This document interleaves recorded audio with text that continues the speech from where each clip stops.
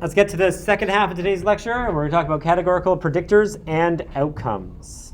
So, actually the outcomes we'll talk about a bit more next week with logistic regressions, but we're going to briefly talk about it today. So within this lecture, you'll be able to plan, apply, diagnose, and report multiple linear regression models with categorical variables using R. So what we're going to do is we're going to go back to our old example of a biologist studying the potential health effects of music festivals. Okay? This biologist went to the Download Musical Festival and measured the hygiene of 810 concert goers over the 3 days of the festival. Hygiene goes from a standardized score of 0 for stinky and 4 smelling sweet and fresh, so it's kind of a freshness score. But in this version, she added the self-reported musical affiliation of each concert goer and calculated the change in hygiene from day 1 to day 3. All right. So we've gone back to the data collectors. We have some more variables. And so we have our input. Remember, you've got integer and factors because the music affiliation is a factor variable. And when we get our new and improved data set, GFR, we have this kind of data. So we're looking at change. What do you notice about this data set before we dive any deeper? How has the data changed? We have the music. Sorry? We have the music. Yeah, we have a music variable. What levels does it have? Or what's the level of measurement? It's a factor, which in sort of stats speak is what? Categorical variable, yeah. What are the levels of the factor? They're kind of weird, right? But what you can still figure them out.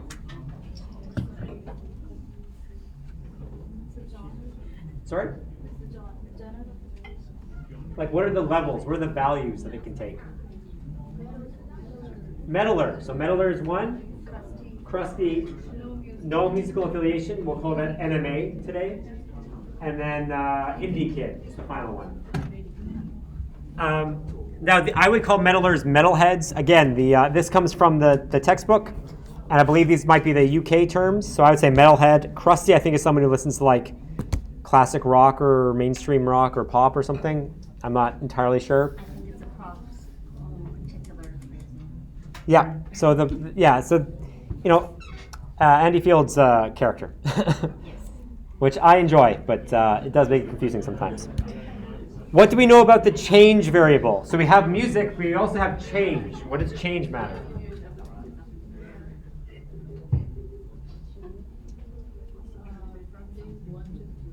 Yep, from day 1 to 3, given the explanation. And what do we notice about it in terms of missing values?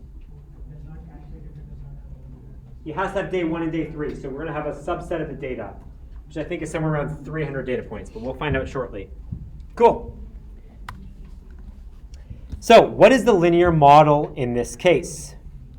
In this case, we might have something like change is equal to beta naught plus beta affiliation plus affiliation and epsilon.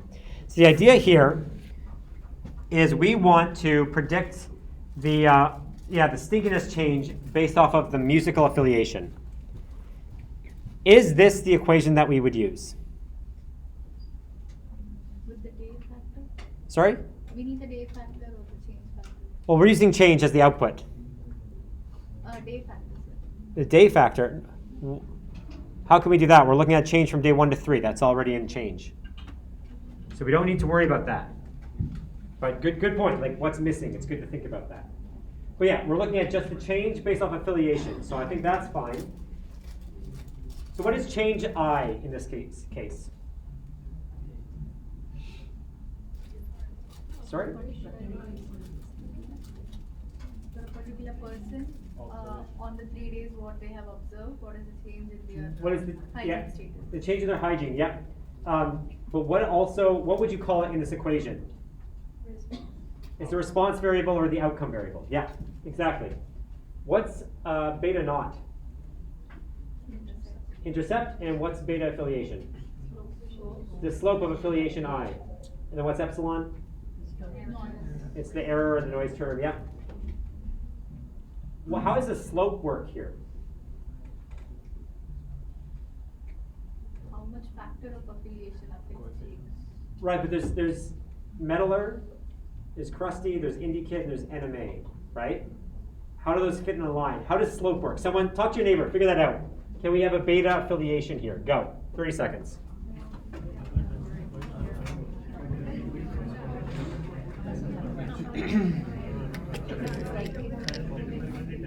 Betas are going to be like 1, 2, 3.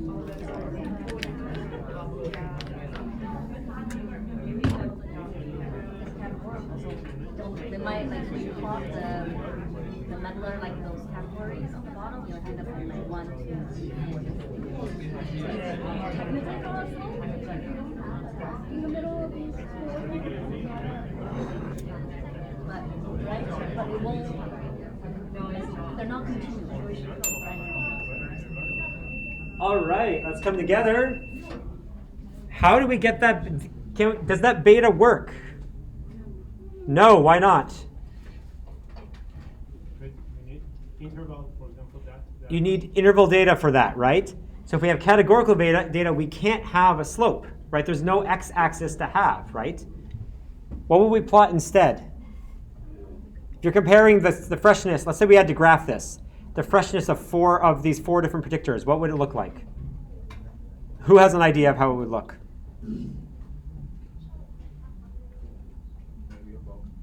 Maybe a box plot? Do you want to come up and draw it? Sorry? For? 4 different affiliations. Yeah. Can you come up and draw it? I don't know if I'm correct. That's okay. You're on the right track, and so I'd like to save my hands. Come draw something, please. Thank you. And round of applause, please. Soak it up. All right, so over there, let's draw like hypothetical freshness. You can make any assumptions you want about metallers, crusties, no musical affiliations, and I don't have any. does anyone want to? I'll do it. You'll do it? Okay, why don't you? Okay, applause. Thank you.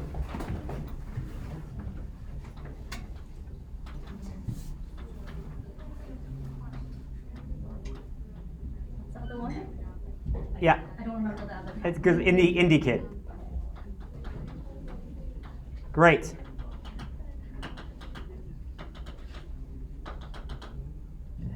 Now will be Excellent. Okay, so that's the data. So stay up there. So that's perfect. So that's how I visualize the data. Now, how would you get some sort of beta kind of estimate in there? How would you start to compare these values or predict the values? You want to predict the freshness based on the musical affiliation. You could draw a line across all the means. Yeah, draw it. Right? Yeah. So, well, the way I drew it is not super linear, but whatever. Okay, so it's continuous. So now you've just broken what you had succeeded with your diagram. Yes. Should it be continuous? No. What should it be? We try to, because each of these are in discrete, Discrete, yeah. So can you draw a discrete line for each mean? Okay. So you mean like this, right? Yeah, exactly, Mean yeah. Like that? Yeah. Yeah. So where are our betas?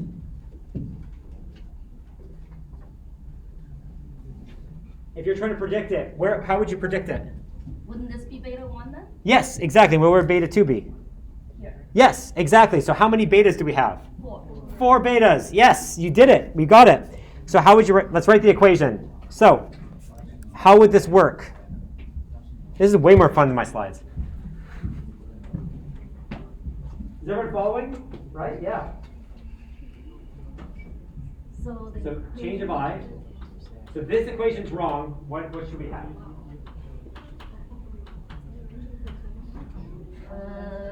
Some more average. Like you still have beta Sorry? I, We'll get to that in a second. right? Affiliation is So- still there. No. Okay, so there's how can we get this? Yeah. So we're on the right track. This is tricky to invent, but we're going to invent it. How many betas do you think we need to capture this? 4. So let's write 4 betas and let's label them in a second. Okay. Beta 1, 2, 3, 4. Okay, so what would beta 1 be? the beta for metal. For metalers, yeah. So write metal as the subscript. Or actually, no, that's fine. Yeah, metal there. Okay, and what's beta 2? Crusty, yep. And then we have NMA, and then Indy. So here's a question. We now have 4 variables with 4 betas. How do we get this into an actual sum? So let's add pluses between them. How do we? Ones and zeros, yes. We make them indicator variables or dummy variables, or what's another term for machine learning? Sorry, hot? One hot encoding. One hot encoding, exactly. So we do the same thing. So that means metal could be 0 or 1, crusty could be 0, 1, NMA could be 0, 1, and Indy could be 0, 1. And that's how we do this. Okay? So we're done. So one hot encoding, as many of you have already observed, it just means we have a variable as sort of like a tag or an indicator to say that we observe that. Okay? So this equation is false, the one on the screen. It assumes that the affiliation is numerical data. So we split out each level as its own parameter. So you have beta crusty is how I've labeled it here, is Indy, is metal, and as is NMA plus epsilon. And you might have beta 0. Do we want beta 0 in this case? So we're actually not quite done. Gesundheit? Gesundheit. But that equation doesn't have beta 0. Do we want beta 0 here? Talk to your neighbor for 30 seconds. Tell me.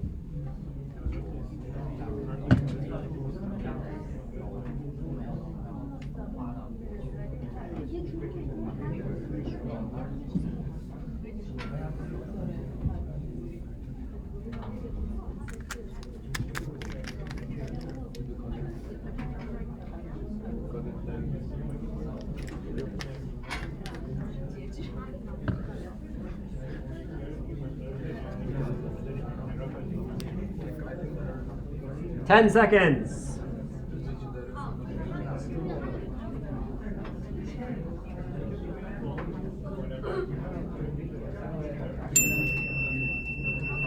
All right. Do we want or need beta 0? We're going to do a vote. So we're going to be yes, we want beta 0. No, we don't want beta 0. Or I don't know, I'm confused. What's going on? Okay. So who says yes, we want beta 0? Okay, we've got about a quarter of the class.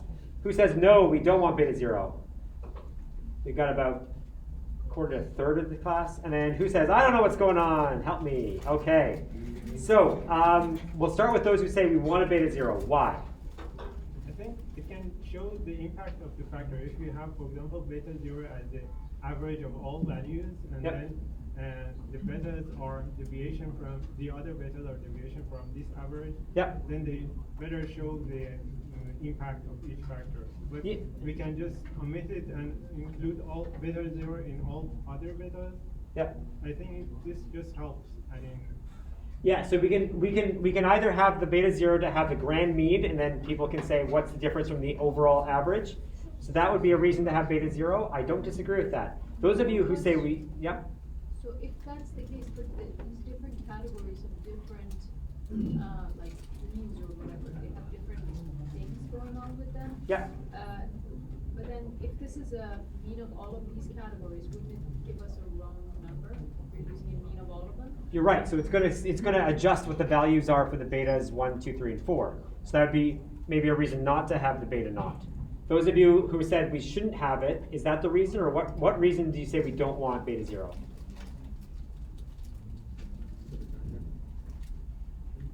There's like a third of the class. Someone's got to talk. Come on. Maybe redundant. Might be redundant. Yeah, exactly kind of what you're saying is it can adjust the values. It's redundant, right? So we can absorb it into the other betas. So yeah, and those of you who are confused about what's going on, what questions do you have at this point? Or is your question kind of being answered? I'm still pretty confused with the betas. Okay, so the answer is you're both right, is basically what's happening. So yay, we all win. Participation medals all around. But the the thing is, like, yes, having the beta naught can pull everything out, and then you look at the deltas between the betas. But you can also roll the beta naught into all the predictor variables as well. So it can work both ways. And so the critical thing is it changes what the betas are, and it changes how you interpret them, because you need to interpret them differently, right? So yeah, so here we got these one-hot encoding indicator variables, dummy variables, whatever you want to call them. So it's actually redundant, as those of you have already observed. So you can remove, you can both remove beta 0, but you can actually drop out maybe the is NMA, right? So you can subsume everything into that 1. So this way, not only are you comparing to a baseline, in this case, you choose one of the values to be a baseline, which is the no musical affiliation. And that makes it way easier to interpret. So you say, metalers are going to be way more fresh than no metal affiliation, also no musical affiliation, right? Whereas crusty folks will be way stinkier, So it's all related. You can kind of absorb it, either the beta naught you can absorb into the other betas, or you can take one of the values and make it a default option, and then absorb it into the other one, okay? So, I see some people like rubbing their temples. And what questions do you have? Okay. The way this works, though, is let's say you want to predict how stinky a crusty person is going to be. This would mean that you take beta naught, which is the no musical affiliation, and if you're crusty, maybe it's 0.5. So that means that you're 0.5 high on the scale typically. And that you just add those together. The other two are 0, so you don't get any of those. And if you're not crusty into your metal, then you're no musical affiliation, and you're just beta naught. And so beta naught's the default, NMA. The others are the adjusting values. Okay? This will become a little clearer when we actually do this analysis. So how these dummy variables or indicator variables, etc., work, you can use the contrasts function. So you first check the levels of your factor. So if you type in levels, and you give music, it's already been read in as a factor. And we see that we've got 4 levels: metaler, crusty, NMA, and indie kid. Probably based on how they appeared in the data set to begin with, right? So to make this easier, what you want to do is make sure the variables are in a reasonable order. This is also how you deal with ordinal data, if you want to deal with that. So what you do is you type in factor, but when you create the factor, you can give the levels. And so you want to make sure that, so we have crusty, indie kid, metaler, no musical affiliation. And this puts NMA as the last one. This is different than doing an ordered factor. That's how you do an ordinal variable. It's a little bit, they're kind of related. We won't dive into depth there, though. So now you can define your contrasts. So what you do here is you say crusty versus NMA, indie versus NMA, and metal versus NMA. And that's how you get kind of a combination of these values. And then you assign it to the contrasts of this value, and you get something like this. So what this does is it says, if it's crusty, then you're kind of, the actual label of this is you're looking at crusty versus NMA, metal versus NMA, or Indian versus NMA, and metal versus NMA. This organizes it so that when you get the values of beta, you'll know what they mean. Otherwise, you'll know there's a difference, but you don't know what that difference is or what it means. What are you comparing to? Okay? So you could do contra treatment, and that will actually do it on automatically for you. And so there you go, but you may want to label it yourself. So the other way gives you nice labels. Trust me, a little bit of time early on in your analysis to give nice labels will help you a ton later on. It's again why we read in the data values and assign them when we scan in the data. Question? You're going to need to speak up a bit.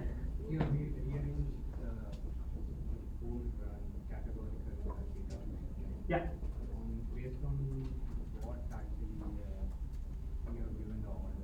What? Okay. So what is the reason for putting the order it is now? The reason is crusty, indie kid, and metaler can be any order. We've just chosen it, I believe, in alphabetical order, just for fun. But no musical affiliation is the default, and that's last. So that means that everything we're doing is comparing it to no musical affiliation. So that's kind of the default value, right? So yeah. So another analysis to this might be, okay, you're analyzing cars and houses. We've talked about houses. What's the categorical variable for cars?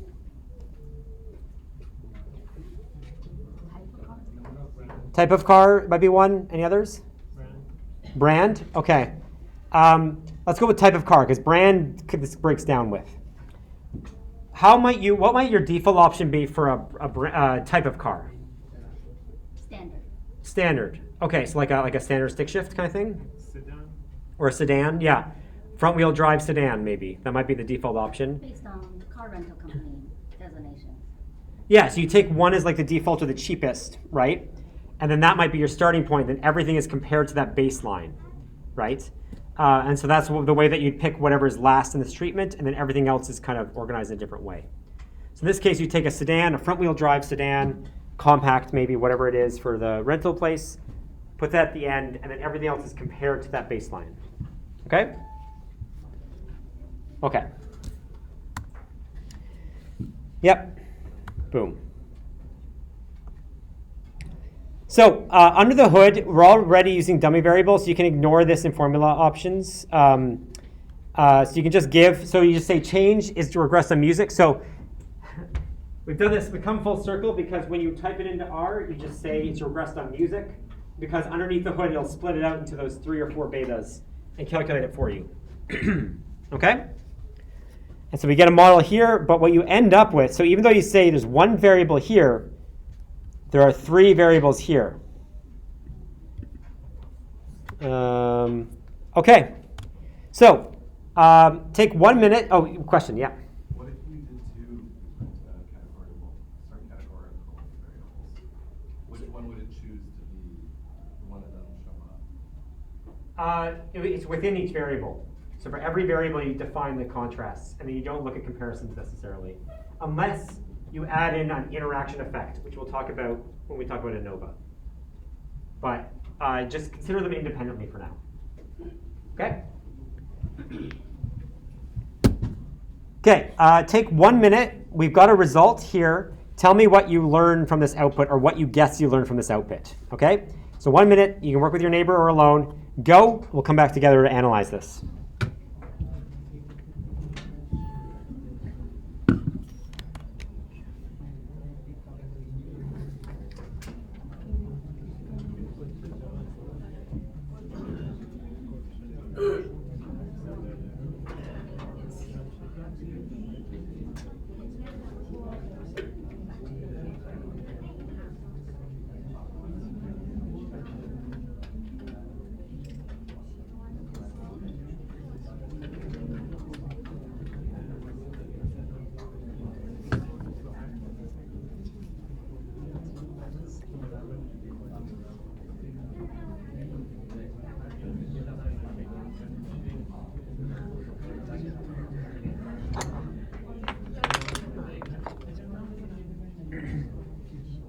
Ten seconds.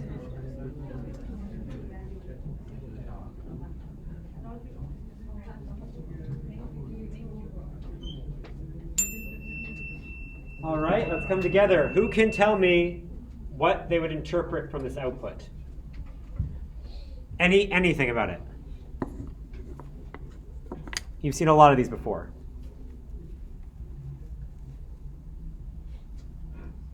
For t-values, if they are large, I mean, if the p-value is very, for example, here we have p-values. One of them is 0.85, which shows that probably there is no effect between choosing NMA or music metal. There is almost no difference between them, but for the others, there is some difference between the two. Okay, good. So we see here there's significances, right? We know how to read those p-values. Metal versus NMA is not significant.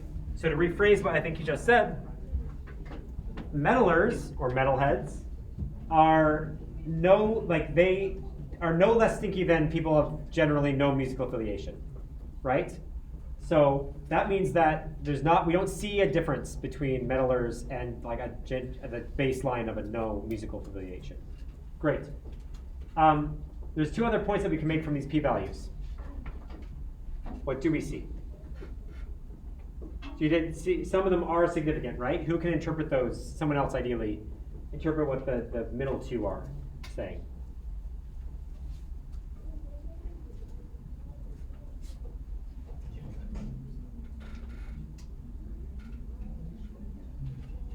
Y'all were so chatty. You gotta have some ideas. Come on.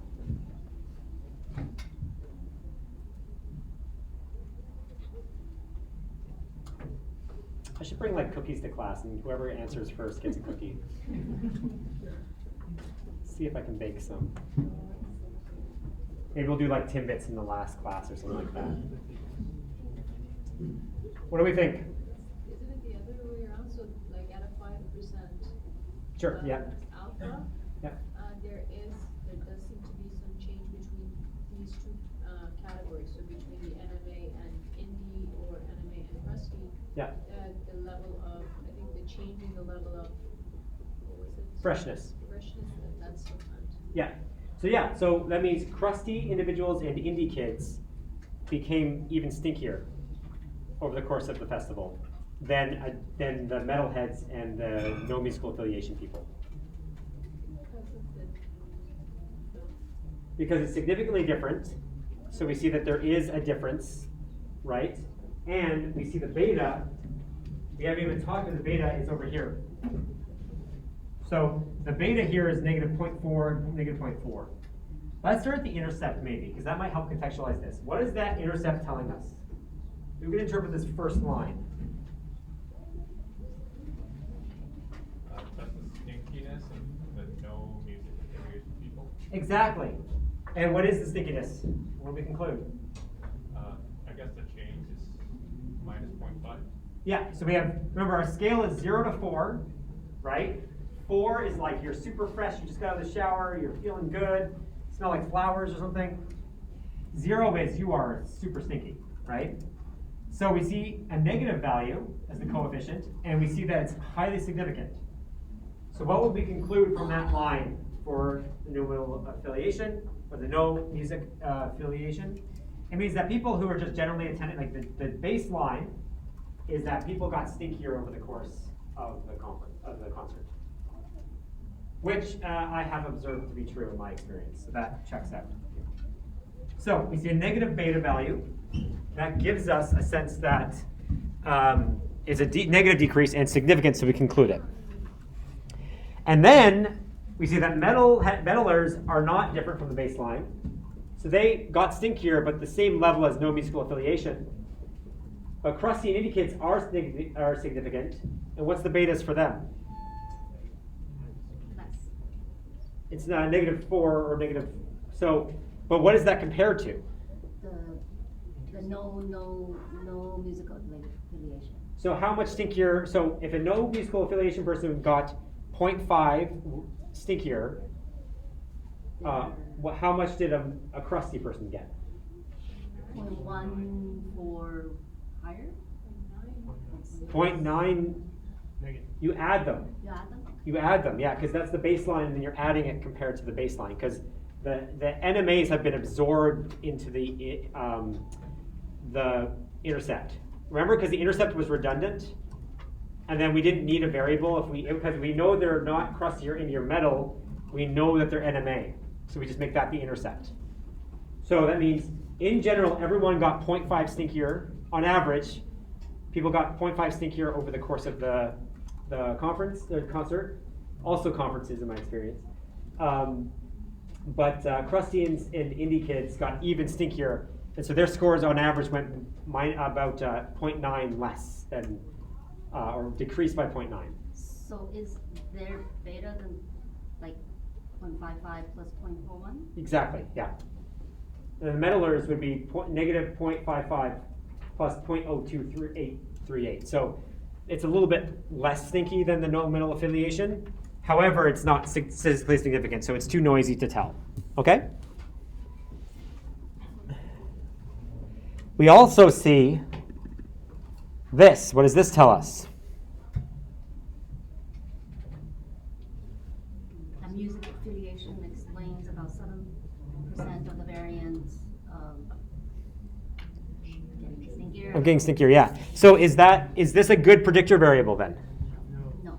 Probably not. Yeah, like it's sure there seems to be a difference going on here, but maybe the music that we listen to isn't what determines how stinky we get at a concert. So that's good to know. Any questions about this output before we go on? But then if you do stepwise addition of variables, Yep. this will change, right? Stepwise is just picking which variables to change the model with. If you change the model, this will change for sure, by definition, right? If you add a variable in or remove a variable, it'll be different, yes. But this is the best R-squared that we can get because it has all the variables, so. It's complete, yeah. This is all the data we have, yeah. So you could write this up if you were doing a test. If you were doing a study on this, you would say we did conclude that people got stinkier over the course of this music festival, and we concluded that crusty and itty kids got even stinkier than the baseline. However, this only explains 5% of the variance, so we think that there's probably other things out there that explain the stinkiness. And that's where I'd kind of leave it. And maybe I'd hypothesize what might be the case. Not a well-designed study if that's the only thing that you're measuring, right? You might want to look at age, maybe, or whether people drink or not, or, whether they're very energetic. Like, I don't know. There's like a whole bunch of things you could look at, right? Personality traits, maybe. Yeah. Any other questions? Yep. I have a question, not specifically about this, but so basically in the very base model, Yeah. we have the NMAs. Yeah. That's kind of like a regular regression model. So there's just one category, that within that category we're looking at them. So it's basically like a regular model, and we don't have an intercept. So my question is, why do we have an intercept in the other models? Because so you can ignore the intercept if you have a reason to say that it starts at 0. But if you're plotting a line is defined by two variables, like 2 degrees of freedom, right? There's the intercept and the slope. And so that's how you define a line. If you're doing linear regression, if you're producing a line, you have both those variables, and you derive those from the data. Does that make sense? I don't understand why this isn't the same, because just imagine in this chart, we're only looking at the change in the NMAs. Yeah. So that's the intercept. Yeah. So probably something like linear or something like that is like a regular model. We're looking just at the people within that group. So what we're doing, okay, so if we're only looking at the NMAs, right? We go over to this plot, and we're just looking at this, right? Do we have two groups to compare between? Like, if we're just looking at the NMAs, we have a bunch of data, and we get the average of it. That's the only thing we have is the mean, right? And maybe the min and the max. But we have nothing else, so there's no linear regression, right? It's just a bunch of values. We calculate the mean, and if we do a test, we test if the mean is 0 or not. And that's what it's telling us here. It's just telling us that the mean is significantly less than 0. So we reject the null hypothesis that people don't get stinkier, or the NMAs don't get stinkier over the course, which would be if the mean was 0, in favor of it's negative. Or it's not equal to 0, because it's usually a two-sided test. And then we conclude the best estimate we have is negative 0.5. And we create confidence intervals around that. We say, on average, people will get this stinky over the course of it. Right? Yeah. But yeah, like if there's only the one group, you're just summarizing a single data set.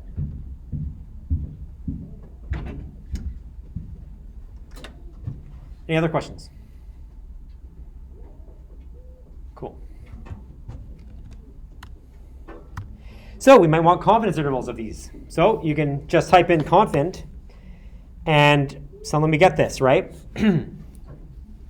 So the intercept is, we can expect people to go between, for the mean, would be between negative 0.73 and negative 0.7375. Fairly wide ranging because there's a lot of variance still that's unexplained. For crusty, you can see it's The difference is between negative 0.74 to negative 0.08. Music, indie versus NMA is negative 0.18 to negative 0.004. So it's just like, we only just think that that the indie kids get stinkier. But it is statistically significant.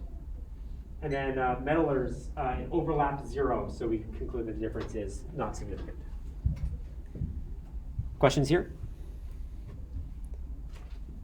So these are just the confidence intervals of the betas for each of these values. Why is the beta negative again? Because the score is, it's day 3 minus day 1, Right. and the lower the score, the stinkier. Right. So a decrease in the score means, which is why it's always important to know the units of what you're looking at and interpret them. So we would conclude that of people who stayed for 3 days at the festival, there was generally a decrease in hygiene. People with no musical affiliation had reduced approximately negative 0.55, and we give the confidence interval negative 0.73 to negative 0.38 on the stinky fresh scale. Meddlers were not significantly different from this group at the 5% level of significance, p equals 0.86, and then you don't even necessarily report the mean. You could report the beta, but because it's not significant, we're kind of concluding there's no difference. So typically, you might not even report that. However, the other two had loss of hygiene of negative 0.41, that compared to the baseline at the 5% level of difference, significance. We therefore conclude that hygiene appeared to decrease for some musical affiliations more than others. Okay? Any questions there? Yeah?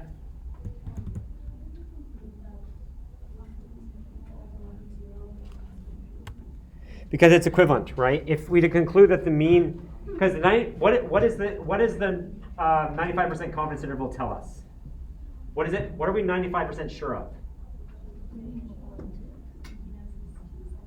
Range of stinkiness, but what precisely, mathematically, what is this?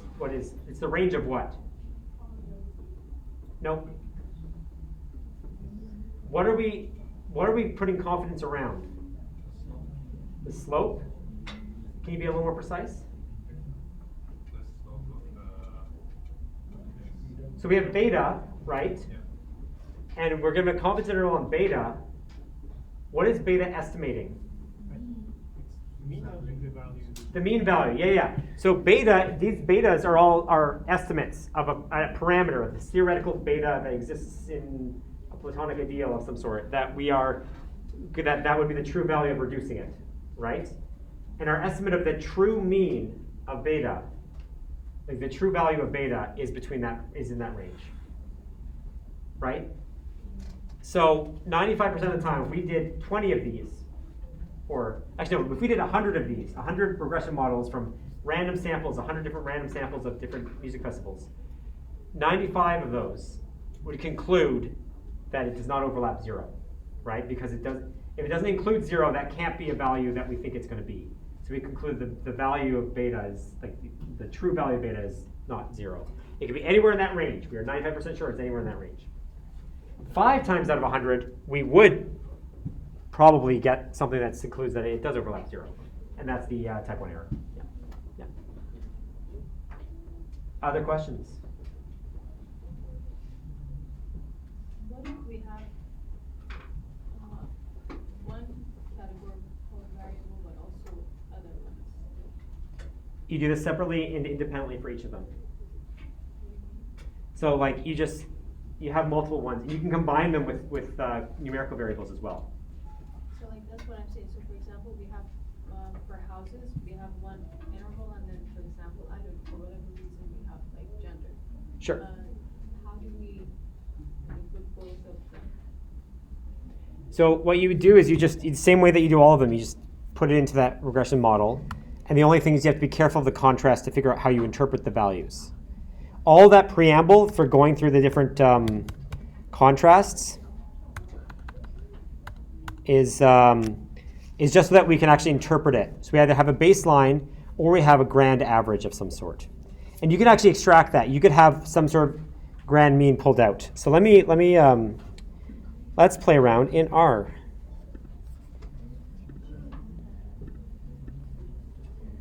and I'll see if I can show this. So what we're going to do is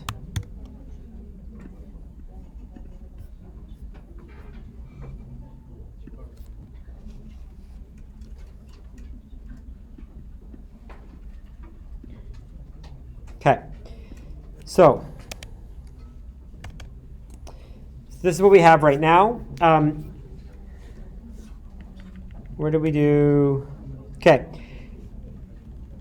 So in this, so first of all, if you want to pull out the grand mean, I think what we can do is, where do we do our contrasts?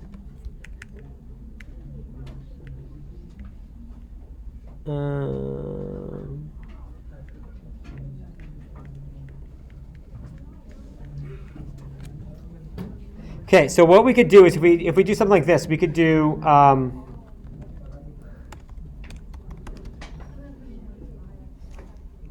okay, so we're going to copy this, and then we're going to say, what was the order of them again? Crusty indie metal. Okay, so indie v global. I hope I get this right.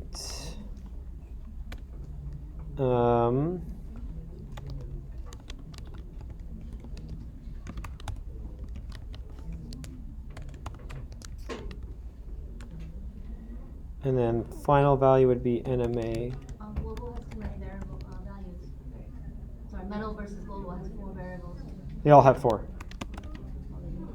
Yeah. Right, because of the fourth one. Which I'm going to try and include in the model, and I hope I get it right. And then we do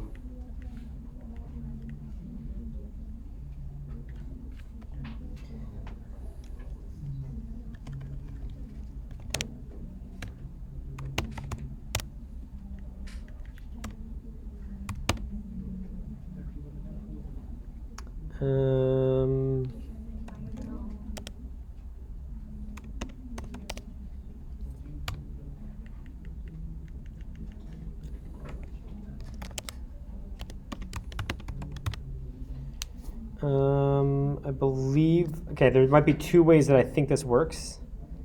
It is going to be change music. We're just going to try it this way.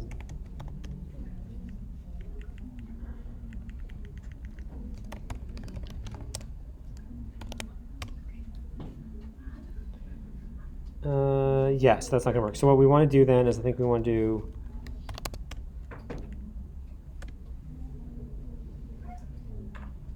oh, sorry.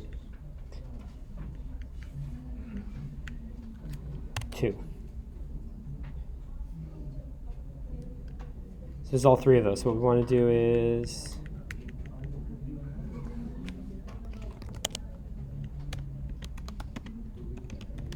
okay, I may have forgotten how to do this.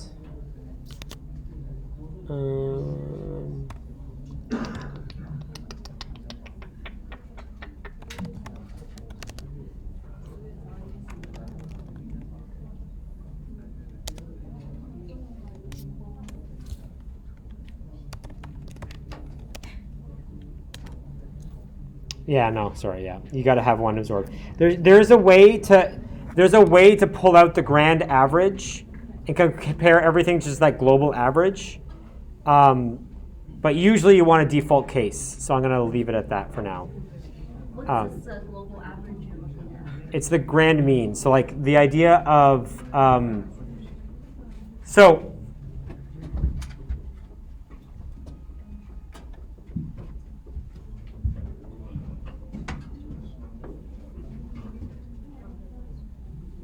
right now, you've got your, so let's say this is change. So let's say,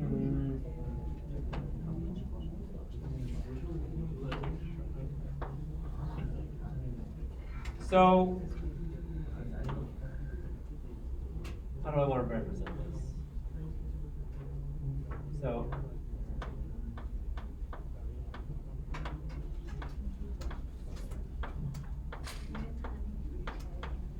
right now, you have this decrease of 0.5 on the scale, right? From day 1 to day 3. So the value, the kind of mean value for NMA is negative 0.5.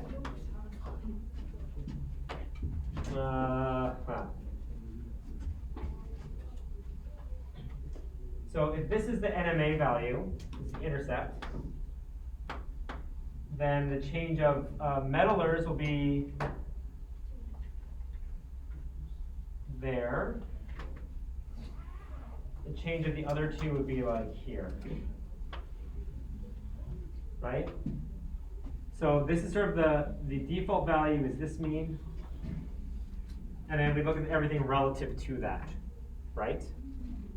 And this is like the sum of NMA plus like this is the beta, this is beta,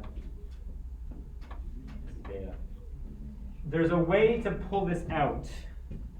And I can't remember how to do it, so this is going to be, if you really want to do this on your assignment, you have to figure out how to do it. I believe it's usually you add +1 or -1 to it, which is, this is the overall mean, right? And then you'd have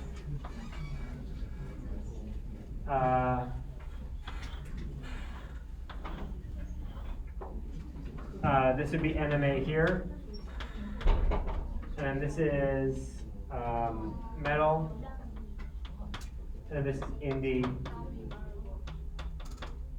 This would be crusty, sorry, this is crusty. This is Indy.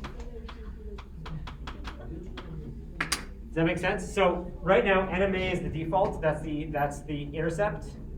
You can then pull out the intercept and you can have all 4 levels compared to the intercept somehow. I cannot remember how to do it right now. So I'd have to look that up. And typically you don't want to, you want to be careful about that. But that's a thing that should be possible. It can be harder to interpret though. Okay, anything else? Okay, so that's categorical predictors, and you can add multiple things in, right? So you could predict, like one thing you could do here, I'm not saying this is a good thing to do, is you could say, hang on, I'm going to do the,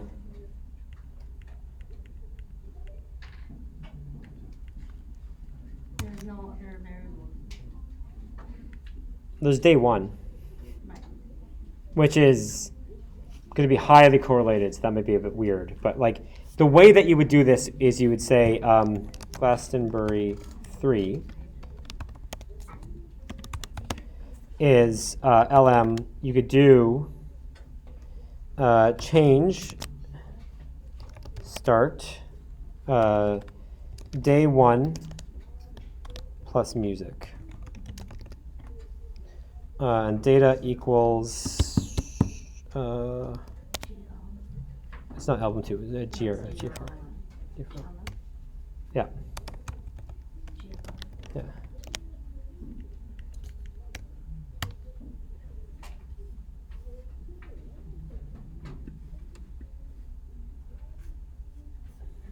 Okay, so what we get here is we have day 1, and then we have these different values here, and then we have the grand mean, or sorry, the NMA value. So now it becomes a little bit complicated, but what we see for p-values is the only significant p-value is day 1. Here, I'll do it again. There. What we see is that the only significant value is day 1, which means that the change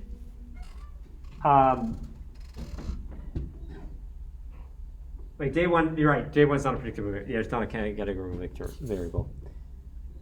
So that's just first in our model. So actually, I think if we change the order of this, and this is, we're going to talk about this with ANOVA. Order can matter for these. No, it's still day 1. These same estimates. I'm going to stop before I lead you astray. You can just add in predictor variables as well, like continuous variables. So I think one of the questions a lot of us are asking is, can you have two categories? Like, I think to create the model, you think that's not an issue. Just use a 0-1 sort of mechanism. But how do we interpret that final data? We still have to break it out, like, because we always have to have a baseline. So we choose the baseline individually based on the baseline. Exactly, yeah. But when So, we create that, do we need to create like Krusty versus M&A versus something else? Like if we have another category? no, they're separate. So, Okay. so for each of them, you have n-1 betas, and then so it gets a little bit weird when you have multiple variables, which is why separating out the intercept can be kind of nice.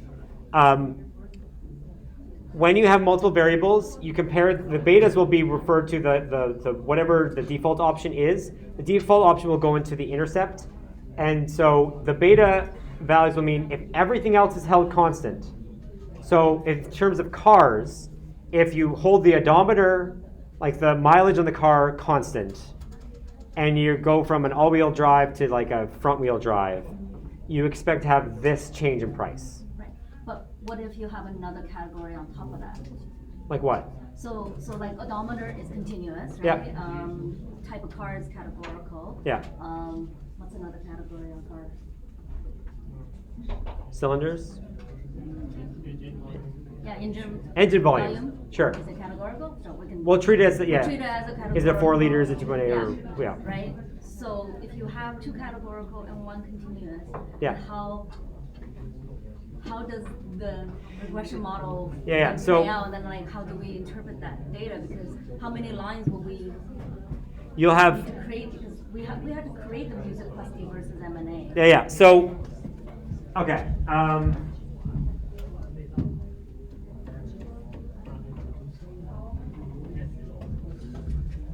Okay, so what you would get.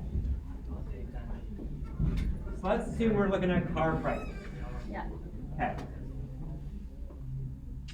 So you have price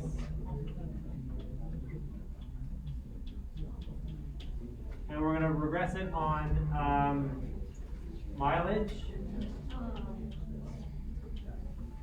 plus car type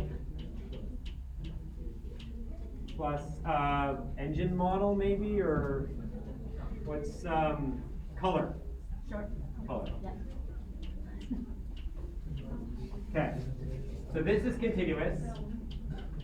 So we're all good there. For type, you must say we have We have 3 types. So, sedan, yeah. SUV, and truck. Sure. Okay, and then color, let's say we have red, we have blue, And black. and black. You know, I'm going to throw white in there just so we have 4, so it's a different number. Okay? So, what would the default value be here if we want to do a default value? Probably a sedan, right? So then you'd end up with 2. You'd have SUV versus sedan, and then truck versus sedan. Okay? Then over here, what's the default value? Probably black or white, right? White. White probably, yeah. So you have red be white,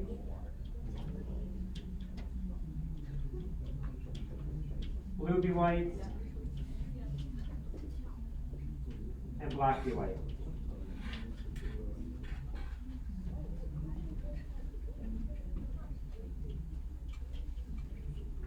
So I'm writing with my left hand now. So it's n-1 for each variable, and they're independent. And then the intercept will be the default price for a. So what your intercept would mean is it would be a sedan, a white sedan that has 0 miles on it. That's your intercept. Okay. And then if you hold everything constant, let's say we have a constant mileage of 50,000 miles,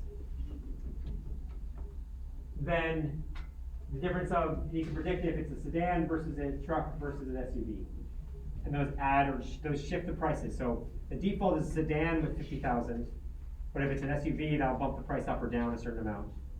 And the color might bump it up or down, right? Like red might get decreased because people think people who drive red cars are more aggressive.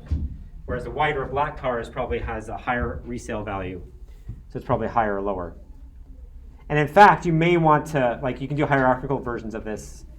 It's beyond the scope of what we're talking about today. But you could have like a different beta mileage for different colors, right? But we're not going to talk about that.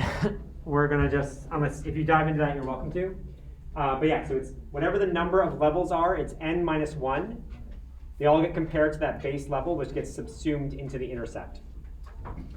So when we create the linear model, then when we see the output of the summary, we would expect to see 1, 2, 3, 4, 5, 6 rows of data, right? Yes, you'd see red v white, blue v white, black v white, SUV v sedan, Yes. truck v sedan, and then mileage. Right. And then intercept, so 7. Okay. Yeah. Any other questions? It's probably easiest if you just start messing around with it and work on it in assignment 3. As a reminder, I'll have office hours next Wednesday, 1 to 2 p.m., and I'll be active on Campus Wire. So as you go through assignment 3, ask lots of questions, okay? Okay. Any other questions before I announce our article critique? Yep.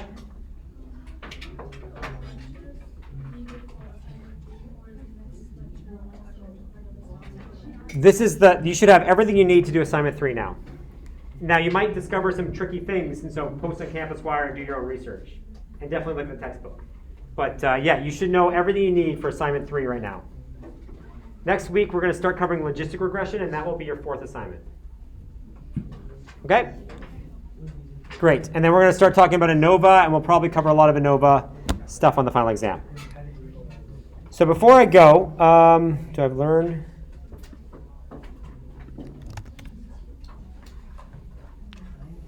So before we wrap up, I think we've posted the article. If not, the thing will be up soon. By the way, who knows 3 Blue 1 Brown?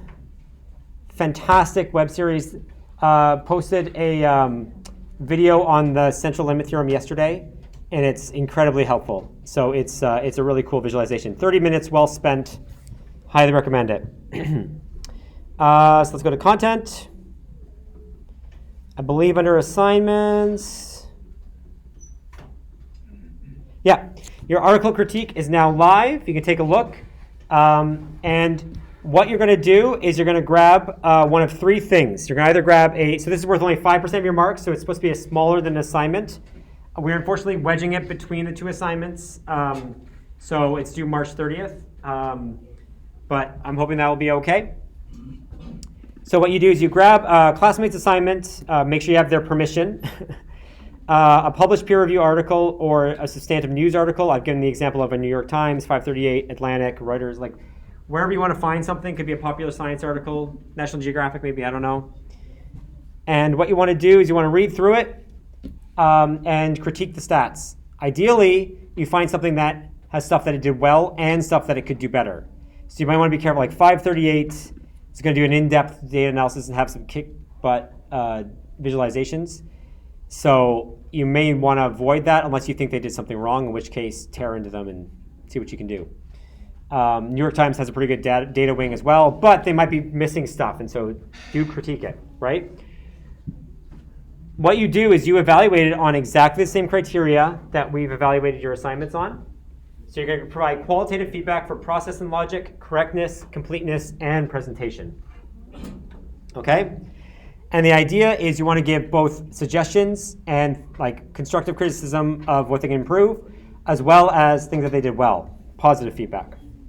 And the rubric for how we're going to grade your feedback will be for each of those qualities, we'll say either it's high quality feedback, so for example, that medium quality feedback, low quality feedback, or missing feedback. And that's for each of process and logic, correctness, completeness, and presentation. Here's a little example of just a very brief excerpt of like the structure of how to do this. Should be 1 to 2 pages, doesn't need to be a work of art. The goal here is stats are hard to report, and doing a data analysis, as we've discussed in this class, it's very challenging to know like what makes a good presentation, what explains it very well. By reading each other's assignments or reading things that you see outside in the web or in the world, you can start to figure out where you think things are good or not. So it might be very unclear from an assignment what the data set is or where they skipped a step, right? And just by having that insight, it can help you write better reports. Okay? So you may want to do it even earlier than finishing up assignment 3. Get started early so you have ideas percolating in your head. And then that can help you for assignment 3 and 4. Can we have a sample of how it was done in the past? This is a new version. In the past, we did a peer review where you take a full other assignment, evaluate it, and you do a couple cycles of that, and you get peer feedback from each other. We are not doing that this year because it's a lot of work. So we don't have an example. This is a new version of this. Yeah. Don't worry about it too much is what I'm trying to say. So yeah. Yep. Let's be quiet, please, just so we can answer a couple of questions, and then we'll get going in 5 minutes, okay?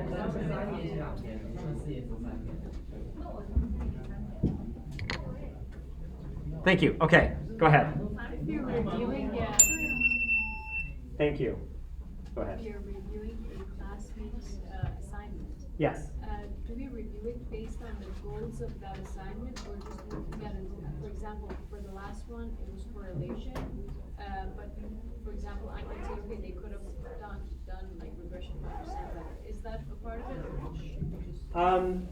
I think consider the goal, like the fact that it was when you're talking about correctness and correctness, you want to make sure you're looking at, oh, did they do regression? Did they do correlation correctly?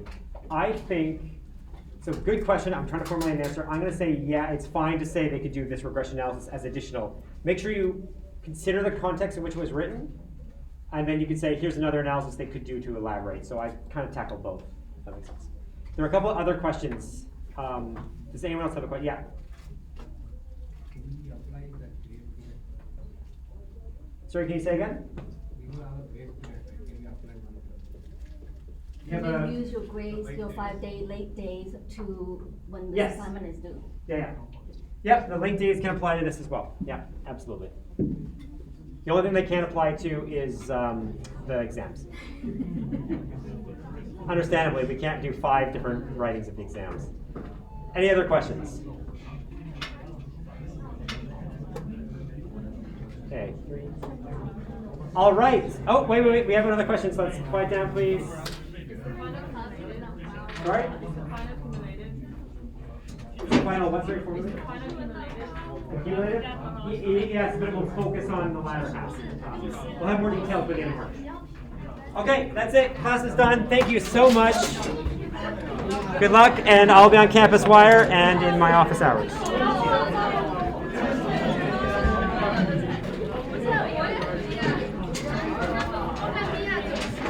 Howdy. I got some questions. Hang on a second.